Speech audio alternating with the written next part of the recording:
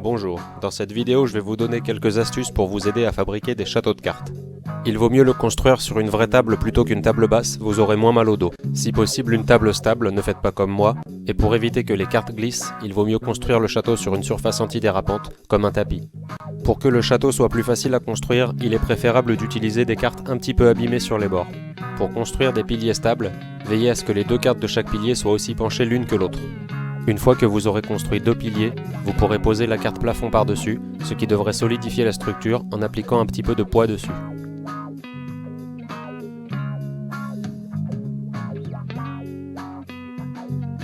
Si vous avez du mal à construire un pilier, vous pouvez tordre très légèrement les cartes vers l'intérieur. Quand vous posez une carte plafond à côté d'une autre, veillez à ce qu'elles soient bien alignées, ça vous aidera pour la suite. Si possible, faites se chevaucher les cartes plafond les unes aux autres pour éviter les accidents. Lorsque vous posez un pilier, restez bien calme et si possible, évitez de respirer. Si vous faites tomber des cartes, pas de panique, retirez-les en les soulevant vers le haut pour avoir le moins de contact possible avec le reste de la structure. Il n'est pas toujours facile de trouver le bon angle pour poser un pilier, mais il ne faut pas se décourager.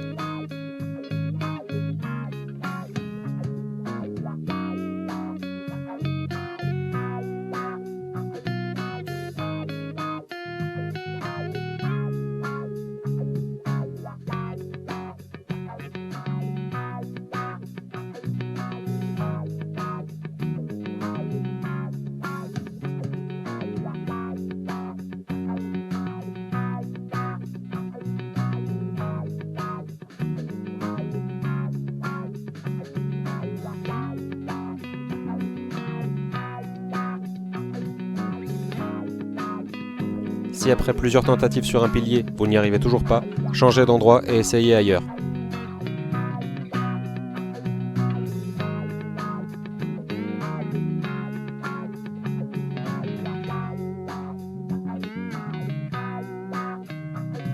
Si vous regardez la carte plafond la plus en haut à droite, vous verrez que quand j'ai posé ce pilier, elle s'est décalée, ce qui a failli conduire à la catastrophe.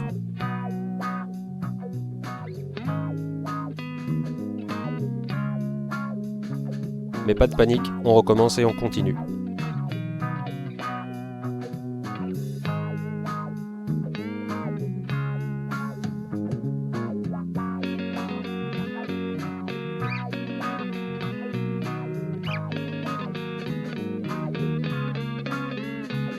Plus vous avancerez dans la construction du château, plus il faudra être délicat. La moindre maladresse pouvant être fatale et vous devriez tout recommencer. Quand vous posez un pilier par-dessus un autre, le risque principal est que les cartes qui constituent le pilier d'en dessous s'écartent encore plus. Il faut donc faire très attention.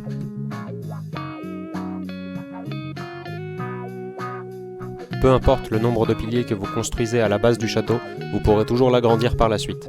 Il faudra cependant pour ça que les bases des cartes piliers ne soient pas au bord des cartes plafond. C'était à ça que je réfléchissais à ce moment-là, j'étais dans une impasse. Et la carte m'a glissé des doigts. Pour finir, voilà quelques exemples de ce qu'on peut faire avec un peu de patience et beaucoup de cartes, ou l'inverse.